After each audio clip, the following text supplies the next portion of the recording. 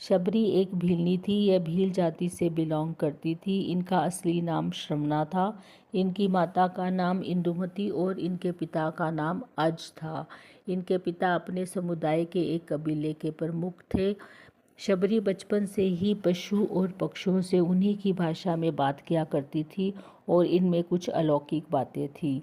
इनके समुदाय का ये नियम था कि कुछ भी शुभ कार्य करने से पहले बहुत सारे जानवरों यानी पशु और पक्षियों की बलि दी जाती थी। इनकी माता इनकी अलौकिक बातें देख के थोड़ा चिंतित रहती थी, इसलिए उन्होंने बचपन में ही इनका विवाह पक्का कर दिया। क्योंकि इनके समुदाय के हिसाब से इनके विवाह पे बहुत सारे जानवरों की बलि दी जानी थी, तो इनके माता पिता ने अपने घर के बाहर बहुत सारे जानवरों को जमा करना शुरू कर दिया ताकि उनके विवाह पर उन जानवरों की बलि दी जाए।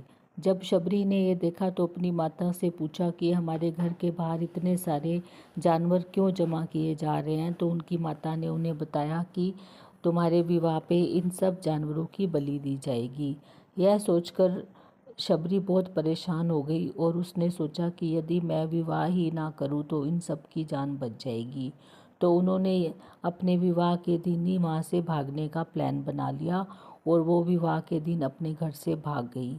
भागकर वह एक आश्रम में पहुंची जहाँ पर बहुत सारे ऋषि मुनि तप किया करते थे, लेकिन सब ऋषियों ने उनको तिरस्कार कर दिया क्योंकि वह देखने में बहुत ही कुरूप थी और बहुत ही छोटी जाति से बिलोंग करती थी।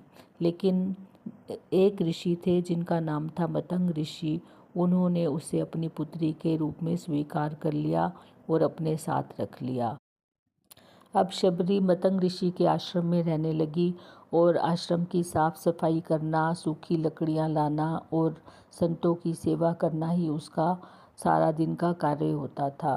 धीरे धीरे मतंग ऋषि बूढ़े होने लगे तो उन्होंने शबरी से कहा कि अब मैं अपना शरीर त्याग रहा हूँ। तो शबरी रोने लगी, बोली मैं अपने माता पिता को छोड़कर आपके पास आई थी और मेरा अब आपके सिवा कोई नहीं।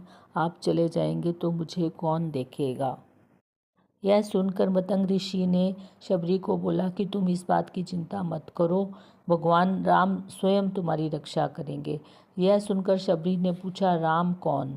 तब मतंग ऋषि ने बताया कि राम को तुम्हें ढूंढना नहीं है, राम स्वयं तुम्हें ढूंढते हुए तुम्हारे पास आएंगे और तुम्हारा उद्धार करेंगे। तब से शबरी ने रास्ते में फूल बिछाना शुरू कर दिया और रोज मीठे मीठे बेर इकट्ठे करती। ऋषि मतंग ने अपना शरीर त्याग दिया और शबरी रोज भगवान राम का इंतज़ार करने लगी और उनके लिए रोज़ पूरे रास्ते में सफाई करती, फूलों से रास्ते को सजाती और मीठे मीठे बेर इकट्ठा करती और सारा दिन भगवान राम की राह में उनका इंतज़ार करती। एक दिन उसकी ये तपस्या सफल हुई। भगवान श्री राम लक्ष्मण सहित आए और उनके हाथों से उनके झूठे बेर खाए। हालांकि लक्ष्मण वो बेर नहीं खाते थे, वो अपने पीछे ही फेंक देते थे। बेर खाने के बाद श्री राम ने शबरी से पूछा कि वो क्या चाहती है, तो शबरी ने बोला मुझे मोक्ष दे दीजिए। तो भगवान श्री राम के सामने ही शबरी ने अपना शरीर वहीं त्याग दिया और शबरी को मोक्ष की प्राप्ति हुई। So this was a very small story of Shabri. I hope you will like it. Thank you so much.